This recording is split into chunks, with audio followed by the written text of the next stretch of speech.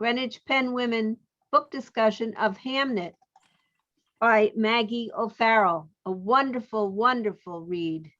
Leading our discussion tonight is Diane Morello of the Greenwich Pen Women. Diane?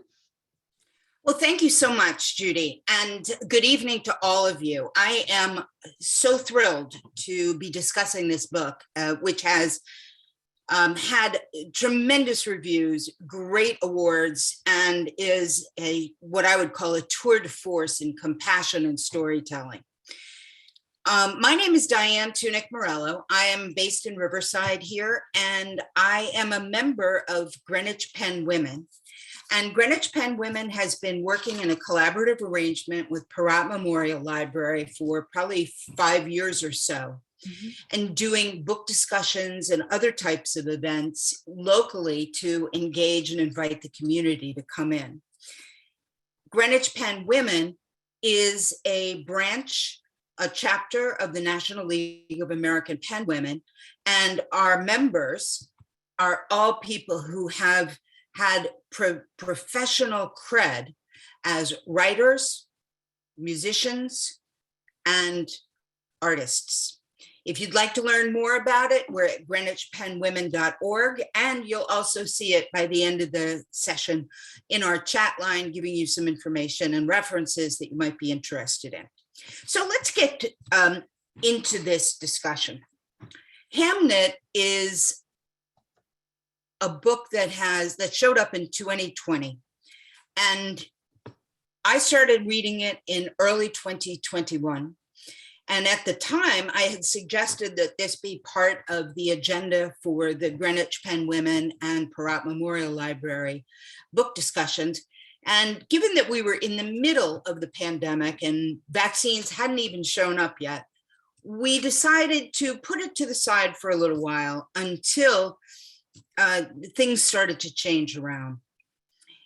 The real point behind this is that once we started to think about this and really read the book again and again and again, we discovered that it is not so much a book about Hamnet, a novel of the plague, but really Hamnet and the story of grief that surrounds him and his family. And once we start thinking of the grief and the love that brings that forward, now we have a universal story that all of us can feel something for. Let me ask, before we go further into this conversation, and I'm going to set this up in a variety of ways first, and then we're going to open it up for conversation. And this is the time where I want to hear from you and other people about what your thinking is. I've asked Jess Reed, who's managing our line here, and Judy to create a little poll here and ask you very quickly, and I'm going to take 30 seconds maybe. Have you read Hamnet or have you not read Hamnet? The answer is yes or no. Those are the only two answers. So take a minute and let me know.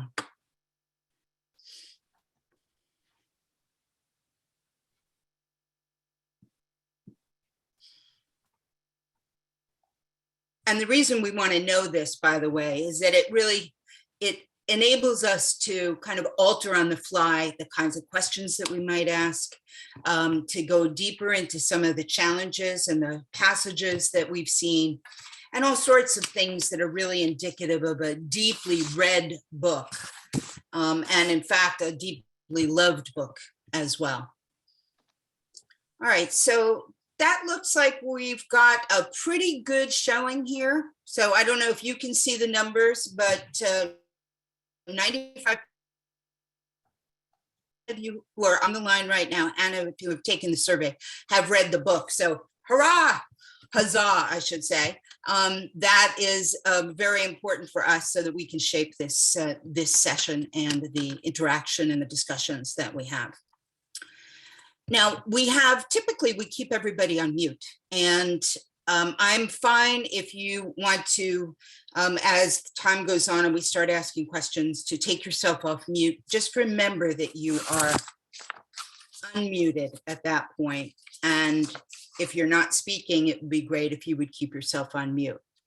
So let's get into this story. Let's get into this wonderful story, this extraordinary book written by Maggie O'Farrell, who is an Irish author. She lives in Scotland. She's got a few kids. And one of the reasons that it took her a while to do this book and to write this book is that she wanted to wait until her own son, her youngest son, was over 11 years old, which, given how many people have read the book, we know was the critical age of Hamnet, who is the title character and who is very much in the heart of all the characters that we see as we read this book.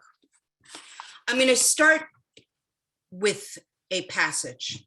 And by the way, if you have passages, you have parts of this book that you loved and you want to share, or you want to point us to something, I'm really counting on it, because this is, I haven't met anybody who's read the book who hasn't loved it, but I know there are people who haven't. So we'll move forward here. So here is the passage that drew me in, gripped me from the very beginning. A boy is coming down a flight of stairs. The passage is narrow and twists back on itself. He takes each step slowly, sliding himself along the wall, his boots meeting each tread with a thud. Near the bottom, he pauses for a moment, looking back the way he has come. Then, suddenly resolute, he leaps the final 3 stairs, as is his habit. He stumbles as he lands, falling to his knees on the flagstone floor. The room is empty, the fire ruminating in its grate, orange embers below soft, spiraling smoke. His injured kneecaps throb in time with his heartbeat, and he stands with one hand resting on the latch of the door to the stairs, the scuffed leather tip of his boot raised, poised for motion, for flight. His hair, light-colored, almost gold, rises up from his brow in tufts. There is no one here. He sighs, drawing in the warm, dusty air, and moves through the room, out of the front door, and onto the street. The noise of barrows, horses, vendors, people calling to each other, a man hurling a sack from an upper window doesn't reach him. His house whistles with drafts and eddies of air, with the tapping and hammering of his grandfather's workshop, with the raps and calls of customers at the window, with the noise and welter of the courtyard out the back, with the sound of his uncles coming and going. But not today. The boy stands in the passageway, listening for signs of occupation. He calls out, a cry of greeting, a questioning sound. Then he cocks his head, listening for a response. Nothing. The boy opens his mouth. He calls the names one by one of all the people who live here in this house. His grandmother, the maid, his uncles, his aunt, the apprentice, his grandfather. The boy tries them all, one after another.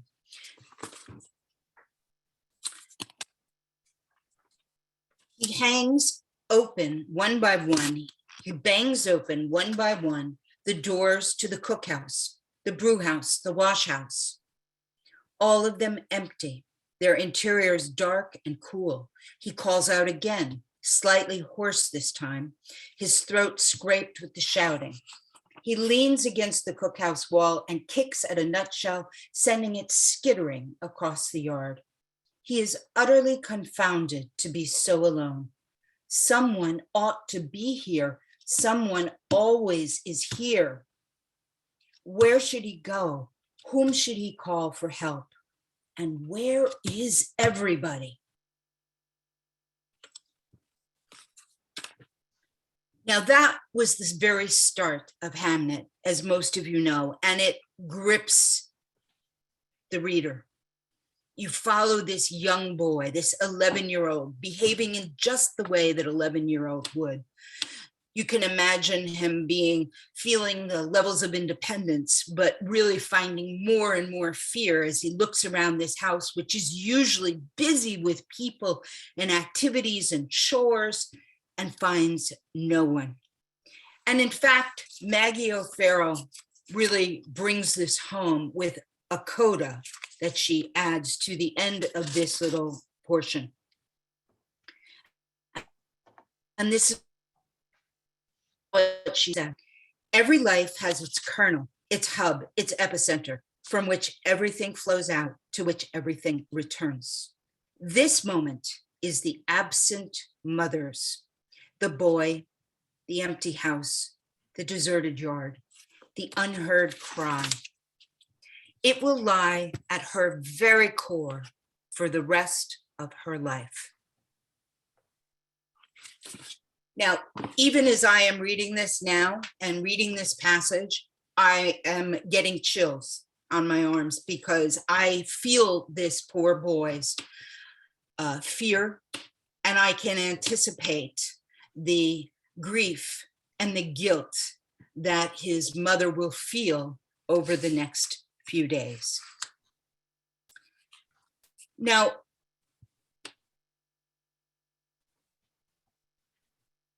as we start to discuss this, we're going to look in a variety of ways. Maggie O'Farrell has done a brilliant job of capturing the details that make up a life, the details that make up a town, a village, a house, the dynamics of family. She's really crafted a historical fiction that puts us there, puts us right in the middle in a time that none of us will ever know.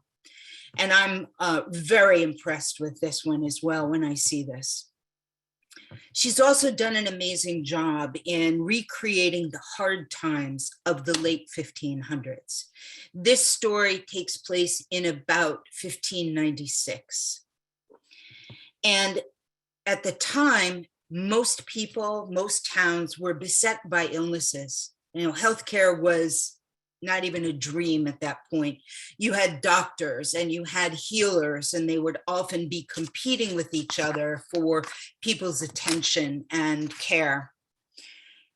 The people, it was a very agricultural, so people who lived in the town that we are seeing here are for the most part illiterate. Only a handful of people, men or women, are literate. And in fact, most of the men in town most of the people who are literate are men, as you can expect at that time of the year. And Hamnet's family is trying very desperately to even learn how to read and shape letters and such so that they can read a word and create a sentence.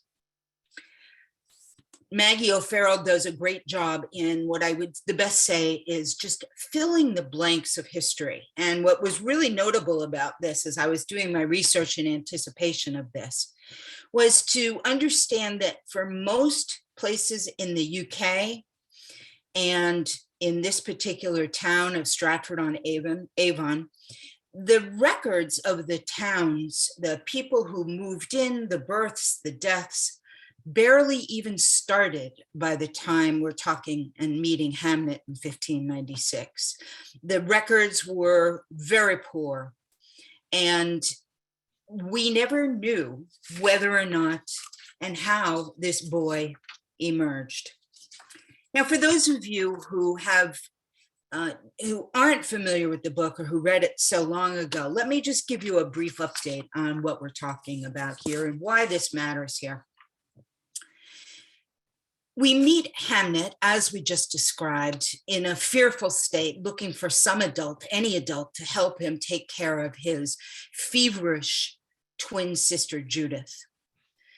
And as we start to find out what happens to him and to her and to the rest of the family, Maggie O'Farrell takes us on two timelines here. One timeline is the present of Hamnet and his family. The other timeline is back to when we meet Agnes, his mother, and she meets a Latin tutor. Now, Agnes is a spirited woman with healing skills and intuition that many of the time do not trust. We meet Hamnet's father, who's a Latin tutor, and he sees this spirited woman carrying a kestrel hawk on her arm and walking into the woods and he sets his sights on her. We witness their attraction, their love, their joy as Agnes bears a daughter and then twins Hamnet and Judith. But in fair quickness, by about the late 1500s, we are dealing with levels of illness and pestilence that Maggie O'Farrell uses as the basis for what happened to Hamnet. All we know from history is that Hamnet died in 1596. We do not know how. And into that breach, into that absence, into that hole of information, Maggie O'Farrell has created this living, breathing story of Hamnet, his family, and the living grief that they go through as the years go on. The once trusting relationship between Agnes and her husband, the Latin tutor, falters. Agnes wants to protect her family, so she chooses to stay in Stratford, bearing the grief of Hamnet's death almost entirely on her own. Her husband moves his life almost fully to London, perhaps also under the weight of the sadness that he's feeling and his family is feeling. But while we see Agnes day, we see no such outward experience or evidence of this sorrow from her husband. One day, Agnes's stepmother arrives, and for those of you who have read the book, you know her stepmother, Joan, is a piece of work, and she's like her Agnes's nemesis. She arrives and drops with glee a stage playbill on Agnes's lap, insinuating that Agnes knows nothing about her husband's actions or the theatrical productions that he's working on in London. Agnes stares at the playbill, and because she still is mostly illiterate, she hasn't quite learned her way about reading yet, she stares at the letters until they start to word of the title and becomes outraged. Angrily, she travels on horseback to London so she can track down her husband, and she sneaks into the rabble of her husband's theater. In this, her first experience with theatrical stage work, Agnes is gutted to see her son come to life in the body and face of a young actor on the stage. She finds herself drawn in and realizes that in an oblique way, in this invention of playwriting, this play bearing the name of her dead son, Hamnet, is her husband's way of giving shape to his grief. She now understands how deeply her husband, whom we recognize at the end of this book, is William Shakespeare. She finally understands how deeply her husband mourns their Hamnet and does so by giving his name to one of the most celebrated plays ever written, Hamlet. Now, that gives you a sense of what the broad outlines of the story are. But as we all know, I mean, there's so much more detail here. The characters are so rich. The day-to-day lives that they deal with are, from working in the garden to selling gloves through a little door in the wall, through the kids playing with little dolls that they make. Everybody comes alive in this story, despite its overarching view of life and loss and grief as we go forward here. Now, I'm going to open it up in a moment with a few questions. And this is your chance. This is your chance to tell us what you thought about the story, how you felt about it, how it stuck with you, whether it stuck with you. And that's what we're going to hear. And in the time right now, so Jess, if you're on there, why don't you open people up for everybody, take them off mute. And everybody, if you are in there and you want to say something, feel free, leave the mute off. But if you're not speaking, do put yourself on mute. And if you do want to speak, please let us know. I'd be really grateful if you actually activated your camera so that we can see you and learn from you and know who it is that's on the call with us. So I just want to say, I made a goal for myself about 4 or 5 years ago to spend my time reading books that I thought that I would find thrilling, fascinating, that intrigued me as a writer. And in particular, I worked with a lot of fiction, and that is my focus area. And when I read this book at the beginning of 2021, I was blown away by this, the sheer emotion, the way in which the characters stood out for me. And so I'm so thrilled to hear from people here who have similar or different experiences. And that's where I want to start this conversation. I want to start this book discussion with a question to you. How did you experience the book Hamnet? Were you drawn into it immediately? Did it take a while? Did you think about putting it down? What made you stick with it? And what did you think about this as a writing, as a story, as an emotional platform? So open it up, and I'm going to be quiet now and wait for you to speak.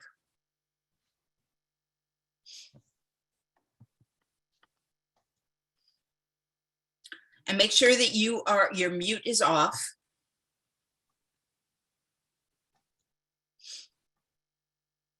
Okay. I see everybody. This is where you speak.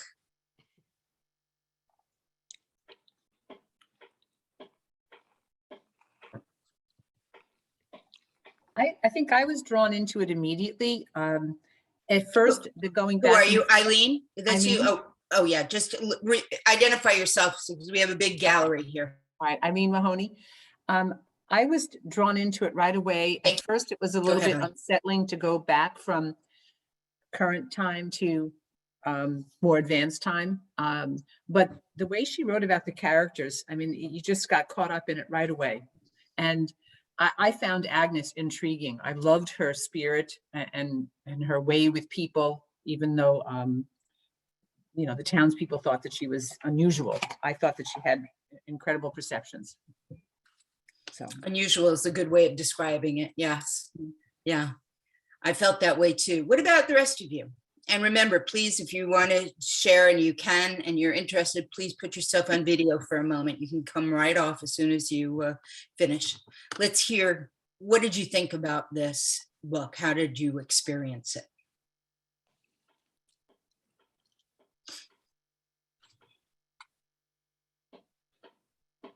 Hi, I loved, as you read the passage, of how we identified with this small child. We all were children, and many of us are mothers. But when she puts the coda down about how the mother lived with the guilt, immediately, this is going to be a book about a woman. I need to know that woman, and so that drove me to want. And then when Agnes and was introduced, it was a beautiful, eccentric, lovely moment, and I was there from that moment on. I was totally with the rest of the book. We wanted to know her. Yes, cunning women were often mistrusted. They were thought to be witches, but obviously she had intuition and so much interesting aspects to her personality. I'm very interested with Maggie O'Farrell's epigraph in the beginning from Stephen Greenblatt, and I just recommend, if you'd like to know more, read this book by Mr. Greenblatt, Will in the World. I am sure she didn't put it in her acknowledgments, but I'm sure she read it, because he really gets into a lot of the details of the time. And but of course, as a novelist, she just created such a beautiful, as you said, living world. And Yes. there's so much to draw from And and it's create so, and suppose, yeah, and it's infer. so distant from what we are facing and how we feel, how women in particular feel on this. Who is next? Like to, it always surprises, my name is Paula. It always surprises me when the author describes feelings and situations in that way that it feels as, I don't understand how she can write and describe it so well unless you went through that situation. It's impressive when she expresses the grief. Unless you went through all that, how can you express it that way? I had goosebumps when I was reading it. I started crying because she expresses in such a way. She lost her child. Do you know her story, her life behind this? I only know that she has children and they have all been healthy.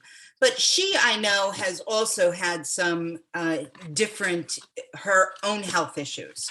And if you follow, there's one book that she wrote, I'm trying to find it, called I Am, which is a nonfiction memoir in which she describes probably over a dozen to 2 dozen instances in her life in which she almost died.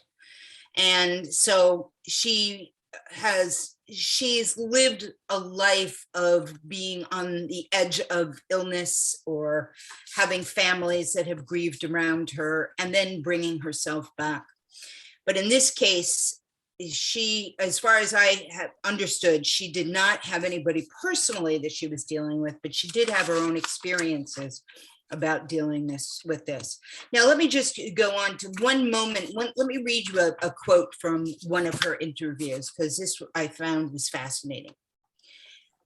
She says, I went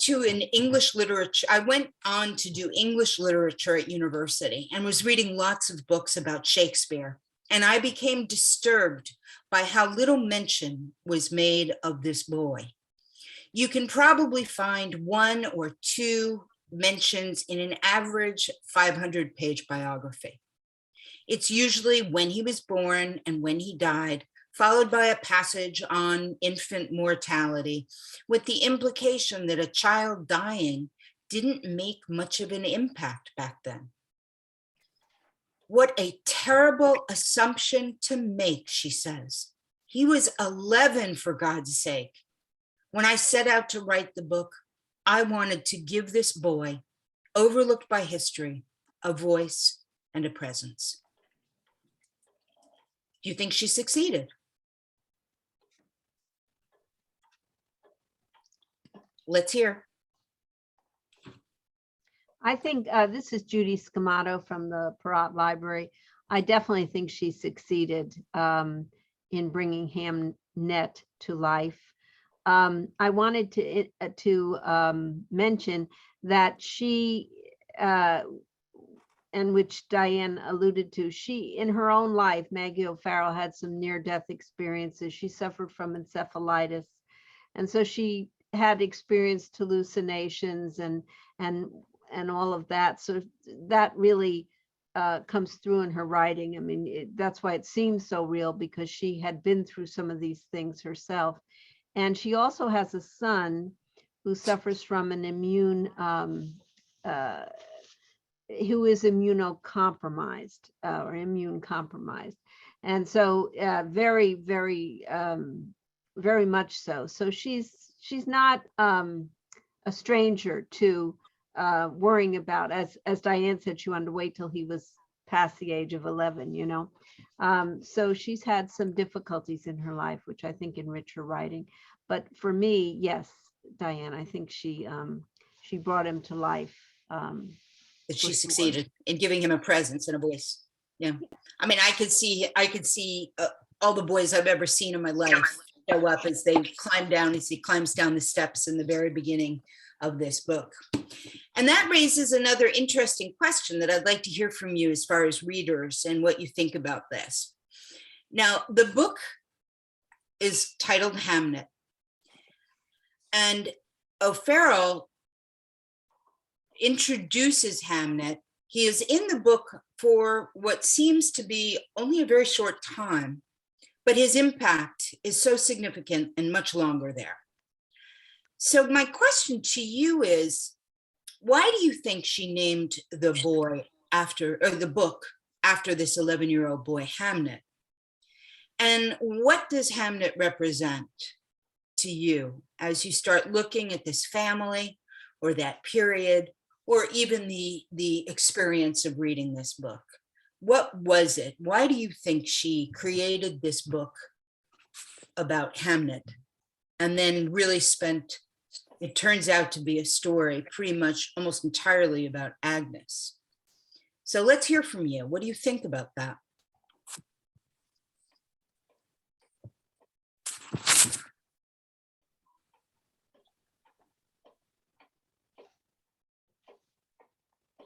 I can see so much of this is really about, for example, Hamnet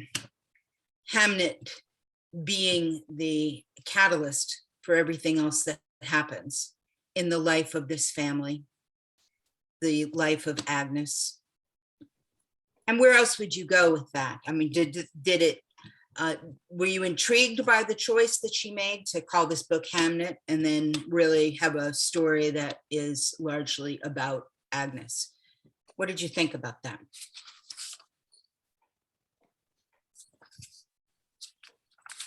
Okay, this is the part where you talk back to me.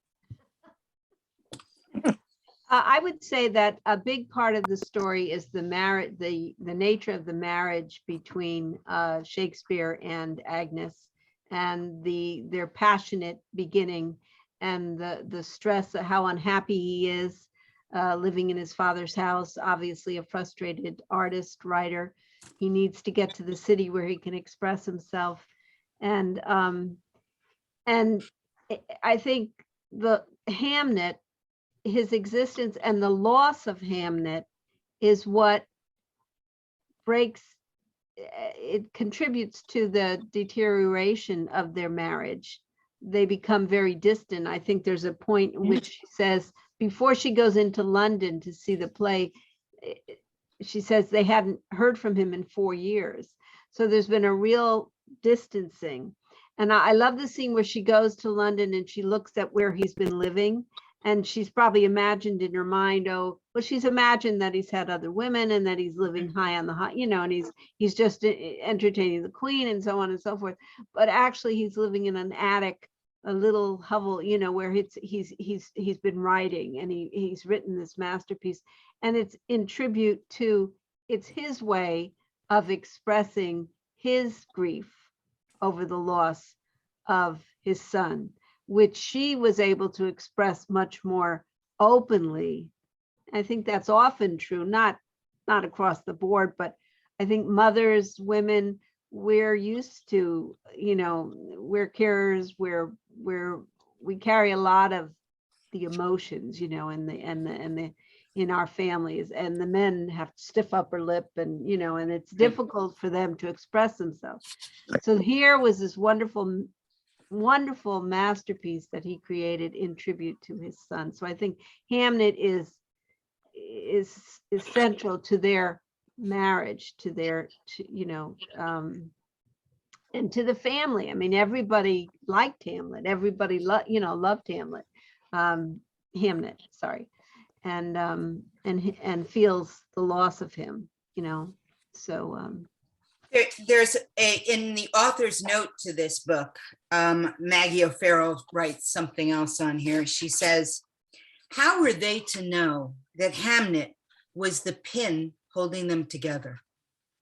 That without him, they would fragment and fall like a cup shattered on the floor. I found these things absolutely fascinating. I loved bringing all these things together. It was 4 years after Hamnet died that her husband produced Hamlet. And just as an aside, there's a bit of switching of names that go on in here. For instance, Maggie O'Farrell refers to Hamlet's mother as Agnes. And elsewhere in history, historians, particularly in England, will call her the same woman, Anne Hathaway. And while we have great compassion for Agnes, in other instances by historians, she's treated as an older woman who kind of defiles this Latin tutor. I didn't get any of that in the book. To me, they were very attracted to each other. But the other thing about this as well was because of the level of literacy or illiteracy that they had and the absence of so many of the records for towns and births and deaths and names, you also found that the name Hamnet could easily and was easily changed around at that time to Hamlet. And so I found this very strange, the idea of what happens during history when you are looking at books and names and how they might deviate. One note though, for Maggie O'Farrell, when she faced this idea of whether or not she should call this woman Anne Hathaway, the wife of William Shakespeare, Anne Hathaway, or something else, she actually went to the records, whatever records existed at the time, and looked for the will of Agnes's father, and where the historians, as I mentioned, kept calling her Anne Hathaway. In her father's will, she was referred to as Agnes, or even more like Agnes. And that's where Maggie O'Farrell said, I'm going to take the father's word on this and create and use the name that was in the will to refer to his daughter. So Agnes is someone who's very richly drawn here. And you feel as if you know her from her oddness and strangeness and almost kind of a seductive allure, with the kestrel on her arm, walking into mountains or walking into woods by herself.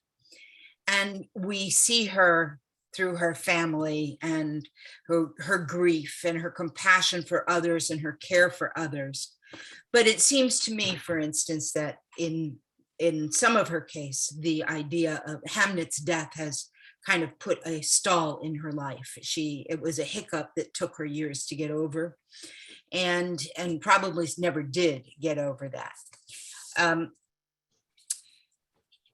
In the idea of this little coda that I mentioned earlier about putting this little nugget of somebody's life that you can look at and see the world orients themselves around that moment for the rest. One of the things I found fascinating about it was that it was like an omniscient narrator stepped in and told us that, by the way, you may not know yet what is going to happen to Hamnet or to his family, but I can assure you what you're reading right now in this opening chapter of this masterpiece of a book is going to shape the lives of everybody else. So pay attention, dear reader. I was going to jump in right there with what. Wait, hold on. I'll come onto your camera.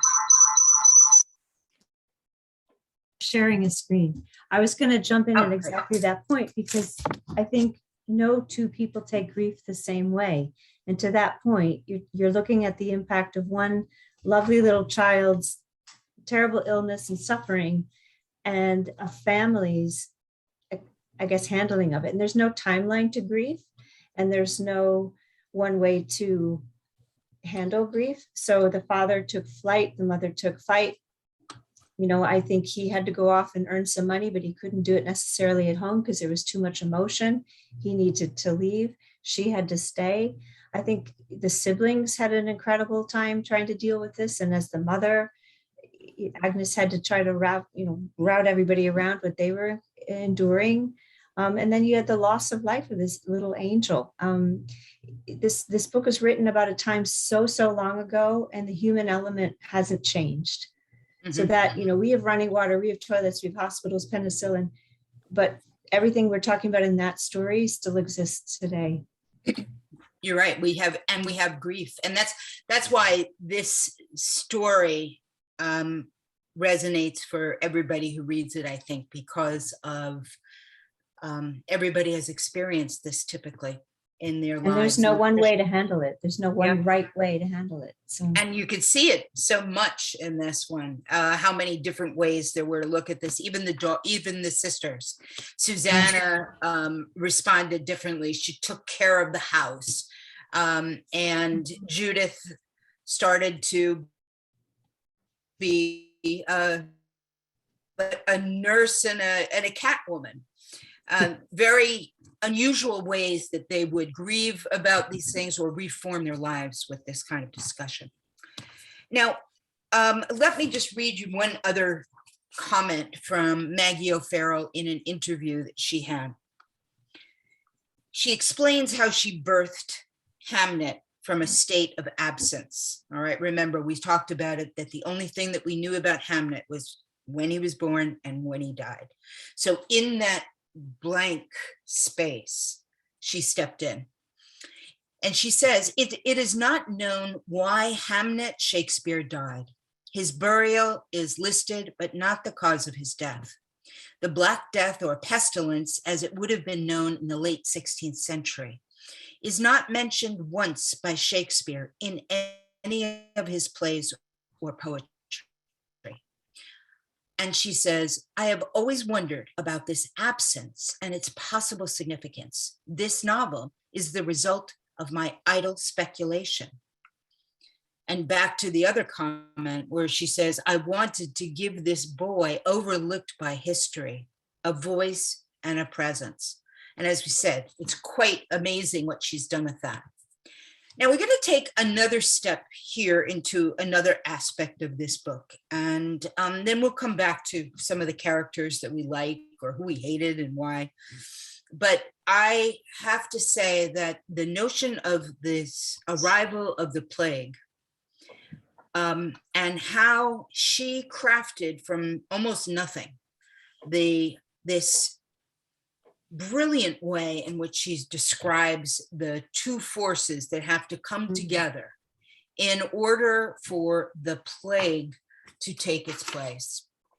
And we have a chapter in which a plague-bearing flea, travels from a monkey in Alexandria to a London port, nestled into a box, and travelers and boys that are carrying these boxes, and then overland to Stratford, where it directly starts to infect Judith, and then subsequently Hamnet. Let me read just a quick mention here. All of this starts because Judith opens up a box of beautiful beads made in Venice by some of the glass artisans there. And we find that the glass beads are brought to her and to the woman she works for, who is a designer and a sewer. And this is where it comes in. There's quite a long chapter in here. And if you have not read it or don't remember the details of it, this is worth another read, because this chapter was brilliant in the detail and the imagination she used to reconstruct something that wasn't actually there.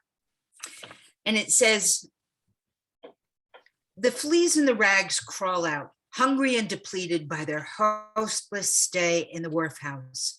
Soon, however, they are recovered, rejuvenated, springing from horse to man and back again. Then out onto the various people the rider encounters on the way, a woman who gives him a quart of milk, a child who comes to pat his horse, a young man at a roadside tavern. By the time the rider reaches Stratford, the fleas have laid eggs in the seams of his doublets, in the mane of the horse, in the stitches of the saddle, in the filigree and weave of the lace, in the rags surrounding these Venetian beads. And these eggs are the great grandchildren of the flea that came out of the monkey in Alexandria. Hmm. And when the seamstress takes the box of beads and puts it on the counter, she talks to young Judith, who is working as an apprentice with her. And she says, you may need to do more than that. You may be the one to open this box. You'll need to cut away all those nasty old rags. Take up the scissors there. She hands the girl the box of millefiori beads, and Judith takes it, her hands eager and quick, and her face lit with a smile. Again, I feel shivers and chills as I read this, because it's so foreboding when you read it now. And at the time, I was so fascinated with how this story was going along, and it was entirely believable.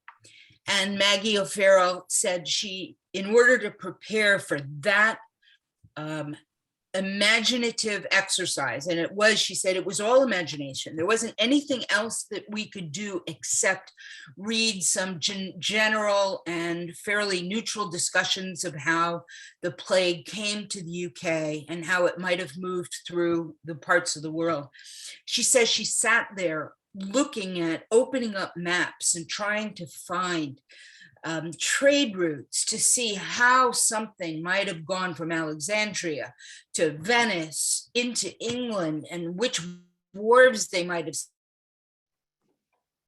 and how they got on horses. And she did a completely amazing job of researching and then filling in blanks and gaps with her imagination.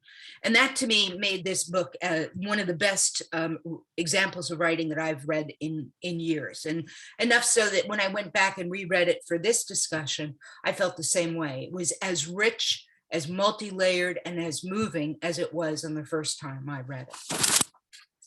Anybody have any comments on that particular paragraph, that chapter of the trek of the plague itself, going by fleas on human beings at that time? It reminded me of the marketplace in Wuhan in China, and they've recently confirmed that COVID-19 was transmitted from animals to human at that market, not in a lab, but at an open air market in that town. I was fascinated by her, what she did with that, describing how it went from one to the other to the other. And then Judith, of course, is so excited to see the beads and opens the box. I'm like, no, Please keep it closed. no. Yeah. Yeah, that was Great. That was just wonderful. I mean, and I was really stunned by that. Any other comments on this? You know, the proximity of humans and beasts, like the horses and the other animals that live in the farms, the levels of hygiene that existed or more likely didn't exist back at that time, all helped to kind of add fuel to the fire on this one. I think Eileen Mahoney, did you want to say something? I was just going to say, yes, I had the same feeling, and you're reading it and you kind of know exactly how it's going to go. And you keep saying, oh, please break this chain, don't let it happen. And then, you know, poor Judith is the recipient of the disease. But, you know, as she wrote about it, you could just see, oh no, I know where this is going. Yeah. And I don't want it to go there. Yeah. I felt as if I was in the first Indiana Jones, and I was in one of those bazaars, and everybody was walking around with their animals and their monkeys on their shoulders. But there's quite a long passage in there as well about what happens on the ships that everybody was trading through, and how things traveled on the ships from port to port, and how illnesses and diseases moved around very quickly, not only among human beings, but also the cats that lived on the ships, and the rats that lived on the ships. And I found it really kind of repulsive, but fascinating in her recreating this as well. Now, some people have described O'Farrell's writing as, like I do, just extraordinary. I found it very moving and touching. And I appreciated her details and her way that she spun metaphors and used different ways to describe things, whether it's the faces of kittens that look like little pansies. It's fascinating to me. Some people like that kind of writing and called it lyrical and richly drawn. Other reviews I have read, and believe me, I read them all on this in preparation for this, did not like her writing. They found it slow, tedious, repetitive. And, you know, while we may be a self-selected audience here, I'm interested in finding out whether anybody, how other people thought about the skill of writing and imagination that she put into this book. What did you think about her skill as a writer? Your turn to make comments and add in comments.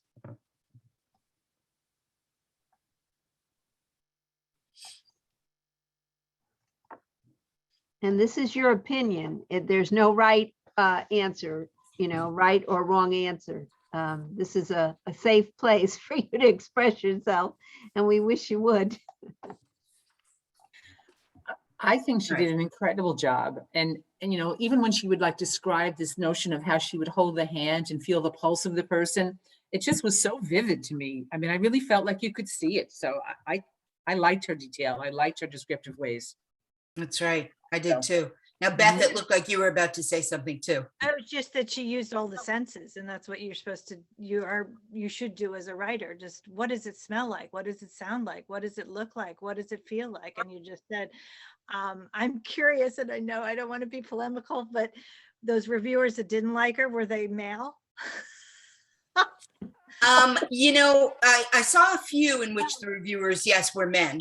And but I also saw a few on Goodreads, and Goodreads is primarily Oh, sure. And that's a very big range of people. Yeah,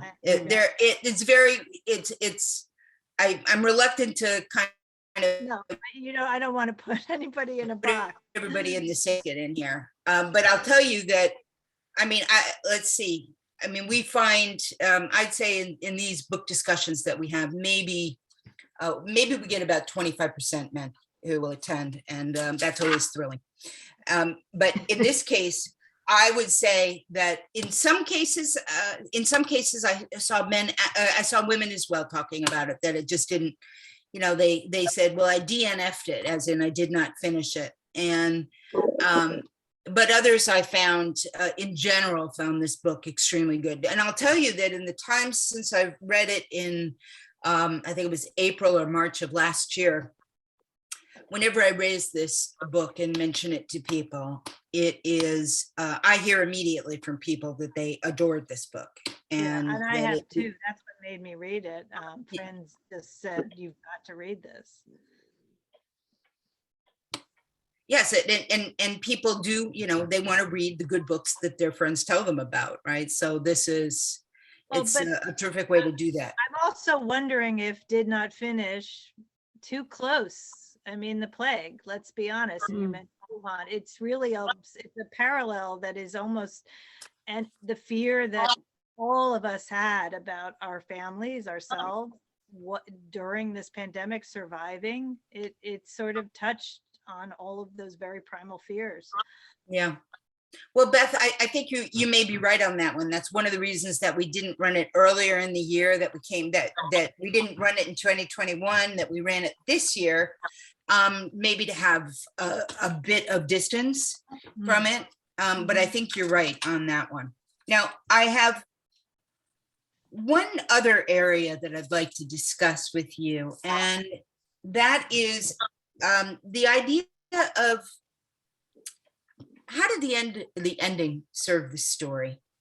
You know, we're following Agnes and her grief and her family, all living very closely in Stratford-on-Avon, and then the end you know, this ending didn't just dribble away. I mean, there was a payoff at the ending of this story that was unlike anything I've seen in quite a few stories in a while. How did the end of the book serve this story of Agnes going to the theater and seeing this? What do you think? What do you think will happen to Agnes and William Shakespeare on the next day?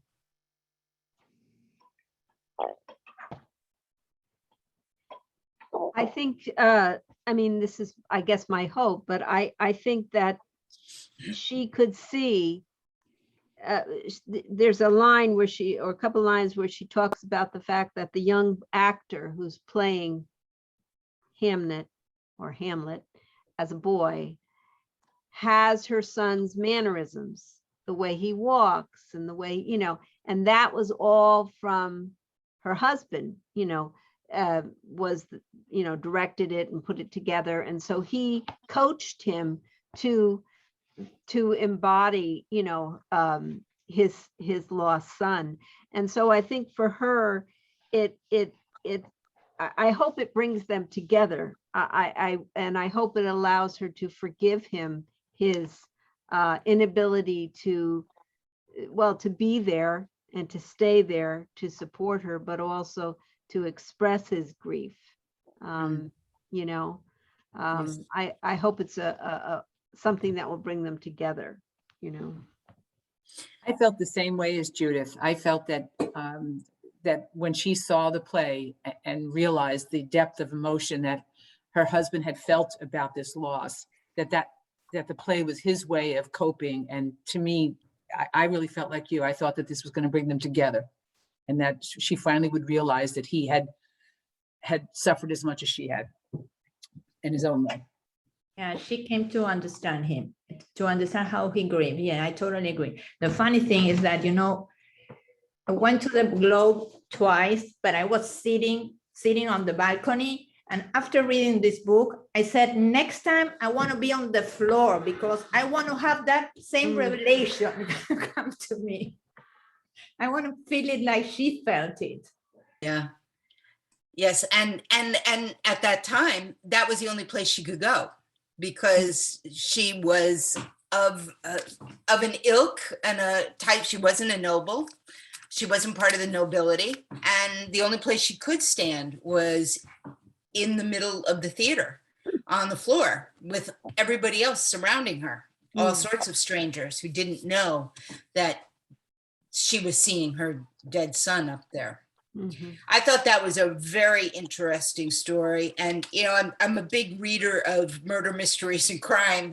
And so I love it when there's a payoff at the end. And this one was a very fascinating payoff for a story that was the opposite of murder mysteries and crimes. Now let's take a final couple of minutes to talk about the characters. You know, who was a character that you wish you knew more about? Who was a character that you were glad you knew nothing more about? And let's hear, and before we have quite a number of people who are on this call with just your names and no video. So I'd like to hear from you. Please participate and come in and let us know who are some of the characters of this book that made an impact on you, and who you would want to learn more about, and who you are done with.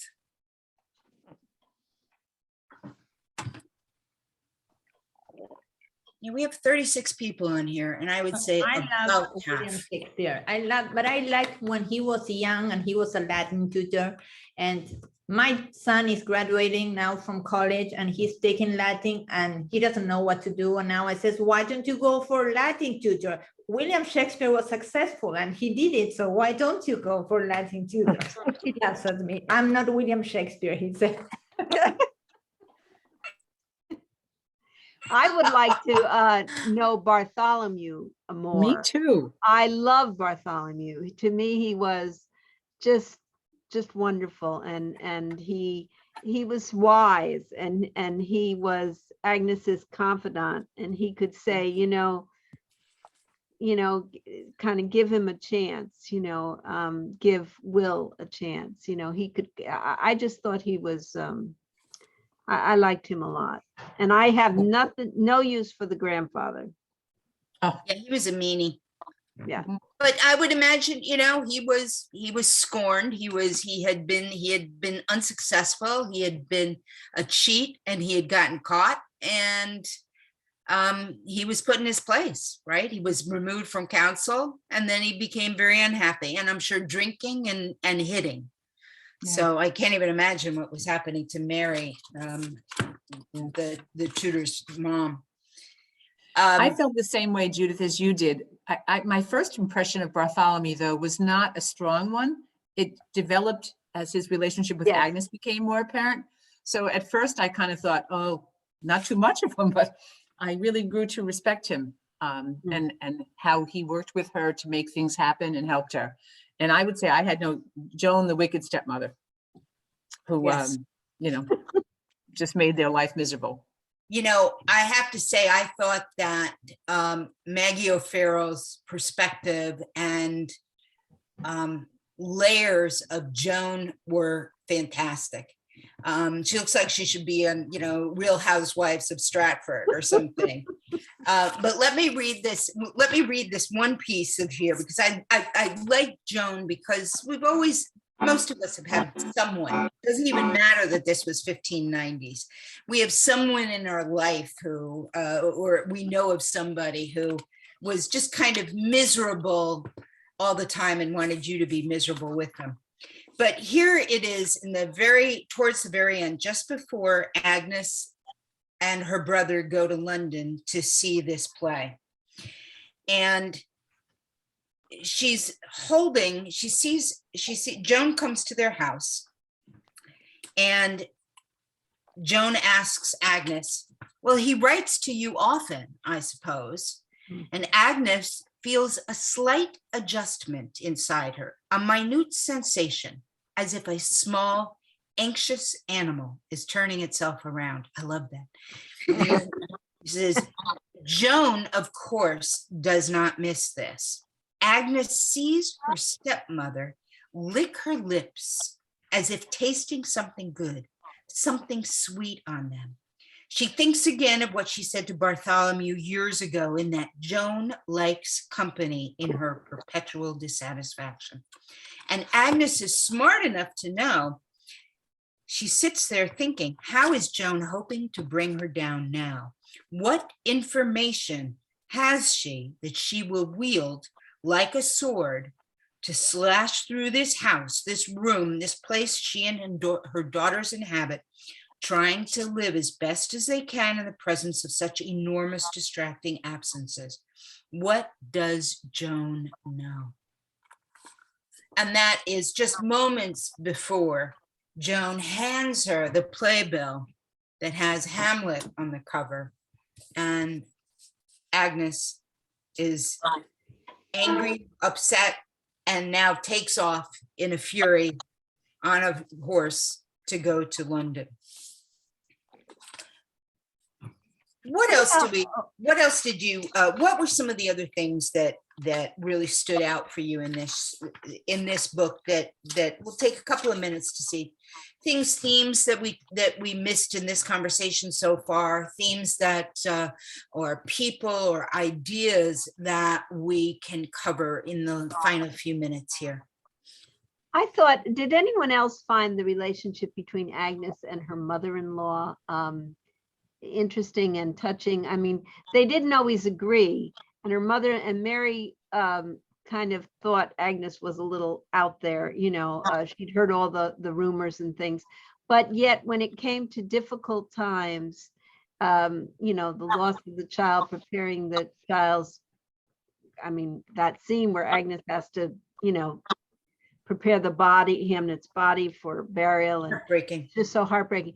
But Mary, they were united as women who, Mary missed having babies, and she missed, and so she was right there with Agnes when she was going through labor and having her babies, and they were united as women with a common experience, even though they were very different people. I just wondered if anybody else saw that. I felt the same way, that the two were, they actually became more compadres as time went on, and really supported each other in the presence of maybe a society and people who did not support. And I thought that was wonderful. And the idea, I mean, Agnes didn't have a mother any longer. So Mary, Mary stepping in when Agnes was preparing Hamnet's body was very, very moving, and really sharing some compassion on that one. Other comments here?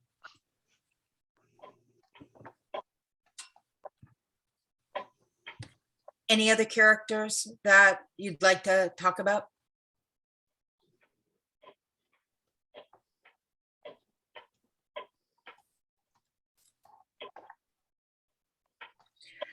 So when we talk about these types of things, for example, the bubonic plague in Europe, and we'll wrap this up in a moment, and I'm going to be giving you a couple of reference points that you might be able to use. We'll put in the chat line so you can take them, not just the upcoming activity that we're going to be having as part of the book discussions, but also some mentions of books and articles that you might find.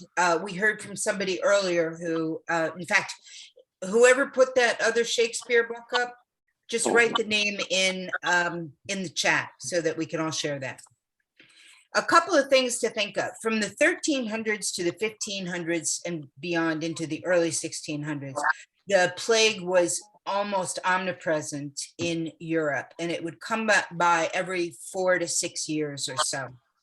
It started in the 1300s, and it would kill thousands and thousands of people. But as we said, because of the lack of records, the best you can come up with here is that the plague had a kill rate of a low of about 20% and a high as high as 50% in some towns. For example, London was heavily hit because of the proximity of people all living on top of one another. And some of that came about when, believe it or not, as people started to become more literate, and they were reading more books, and they were learning new things.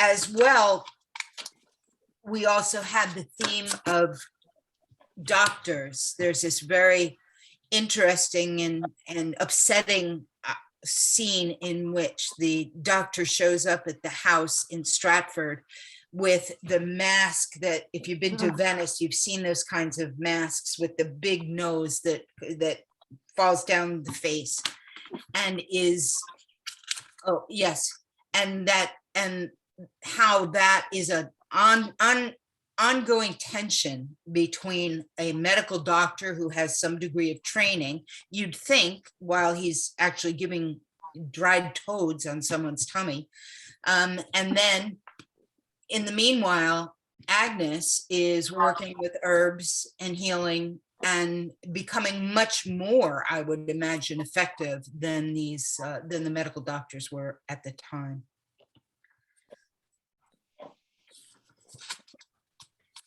So I'd like to, first of all, I do want to thank you all. Let's see, I think we just did get the name of that, Will in the World. And the one that I've been using as a background here is called Shakespeare, the World as Stage. And those are all in the chat line. So feel free to just copy them, put them into your notes in case you want to follow up with this one.